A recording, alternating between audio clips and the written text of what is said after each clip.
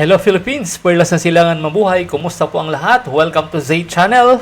Ako pala si Jonel at magbibigay tayo ng reaksyon sa mga kaganapan sa mga simoy ng ating hangin o simoy ng hangin talaga, mga kapatid. Ayon sa ating usap-usapan sa merkado sa mga Tricycle Drivers Association sa barbershop, mga kapatid,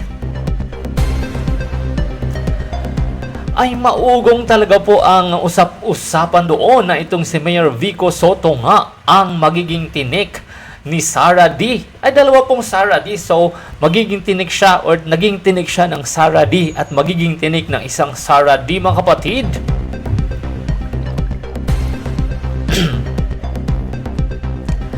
Di po ba ay naging tinik nga po siya sa buhay ng mga Diskaya, ni Sara Diskaya, at dahil kay Mayor Vico Soto, salamat sa kanyang salamat naman sa kanyang naging post sa FB at ito'y nagbubukas ng pintuan para maungkat ang baho ng mga korap sa ating gobyerno. Halapa.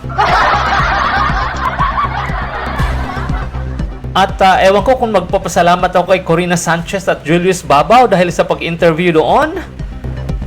Ano po, parang blessing in disguise sila. Dahil kung may pagkukulang, kung may kamalian, hindi naman tayo nagsasabing nagkamali sila, pero ang kanilang video ay malaking tulong para ay mapag-usapan ang malaking korupsyon. Ang mga buwaya sa ating bansa ay mabawas-bawasan kung hindi man sila mawala ng tuluyan, mga kapatid. Maraming salamat Mayor Vico Soto ng Pasig City dahil sa iyong katapatan, hindi katapatan, katapangan na lumabas na mag-post sa Facebook para maungkat ang mga bahong ito, no? Ng mga kapal ng mapagmumukhang mga korap sa gobyerno at grabing makapagpayaman, pero nakikita nila ang kanilang mga kapitbahay nagugutom. Parang ini-imagine ko yung sa laki ng space ng squatters area, sila lang yung nag-iisang pinakamayaman dyan, at even sa buong mundo, hiyang-hiya naman sila lusyutan, sila, sino pa tong mga mayayaman sa buong mundo, ay nalalagpasan na yata nila ang kayamanan dahil sa ang dami-daming mga luxury cars, mga kapatid. Diyos ko Lord, my goodness. Pero hindi lang yan ang pinaka-topic natin ngayon, mga kapatid. Ang pinaka-topic talaga natin ngayon ay iwanan muna natin yung mga usap-usapan dyan sa corruption sa Senado. Dito muna tayo sa maugong na usapan na itong si Mayor Vico nga po ay ang magiging tinik ni Sara Duterte. Kung kaya sabi nila, nanginginig na daw po ngayon ang mga DDS. Bakit naman po tayo mga DDS manginginig, ano? Pero sa totoo lang, parang makakanginig nga, mga kapatid. Kung Mayor Vico Soto ba naman ang ilalaban mo kay Inday Zara D? Diyos ko naman, mga kapatid, artista, ilaban mo kay Inday Zara? Kung wala sanang Mayor Vico, hindi pa naman. Huwag kayong mag-alala, mga DDS, dahil hindi pa naman 50-50 pa ang chance na makakatakbo itong si Mayor Sara D. Si Mayor Vico naman. Sorry lang. 50-50 po. Huwag muna kayong mag-celebrate mga supporters ni Mayor Vico dahil hindi pa po. Malaking butas ng karayom muna. Malaking butas. Butas ng karayom muna ang papasukin dahil ipapasa pa ang pag-amenda ng Constitution. Ang pag-amenda ng Constitution na mailipat man tawag, na babaan yung age requirement ng magiging Pangulo. Hindi naman po yun basta-basta mag-amyenda ng Constitution. Sino po ang magpapasa ng bill na yan kung ganun ba yun? At syempre, pag didebatehan pa po yan, and knowing na marami namang kakampi ang mga Duterte dyan sa Senado, syempre, barabarahin natin yan, mga kapatid, di ba? Barabarahin ng mga DDS na senator supporters para hindi maipasa-pasa na mabababaan yung age requirement ng magiging president candidate ng Philippines, mga kapatid. O, di ba? Ano lang yun?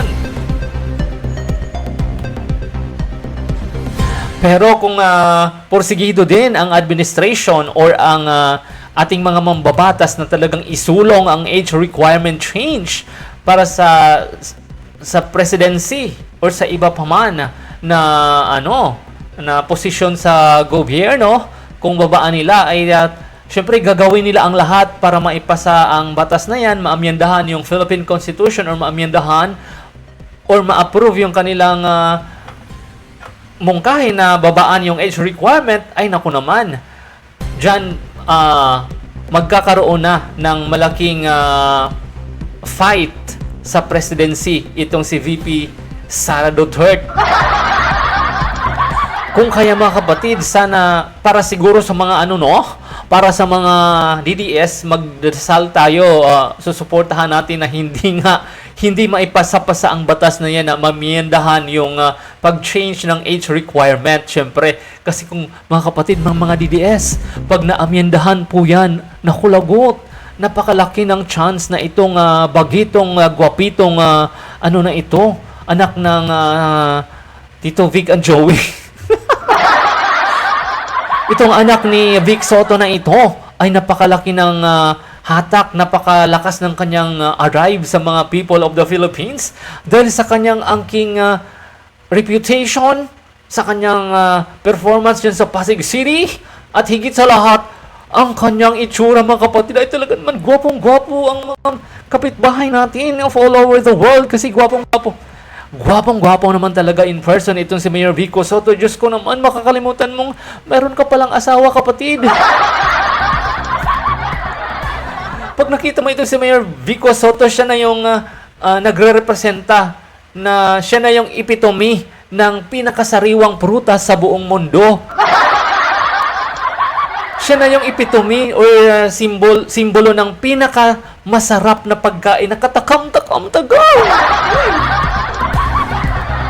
Kung kaya ipagdasal-dasal talaga natin, mga kapatid, na hindi ma-approve, hindi maipasa yung pag-amyenda ng Constitution na babaan yung age requirement ng presidency kasi nga parang 40 years old ang requirement sa taong 2028 and by then 39 years old pa lang sa Mayor Vico Soto, mga kapatid. Kung kaya usap-usapan din na babaan nga i-rally ba ang tawag niyan, na i-allow na nga ang lower age requirement. Pero hindi nga po yan ganun kadali, mga kapatid, dahil pagdedebatehan po nila yan, may pagbobotohan kung ano man, at basta sila ng problema na ng mga mambabatas yan. Bakit natin problema yan?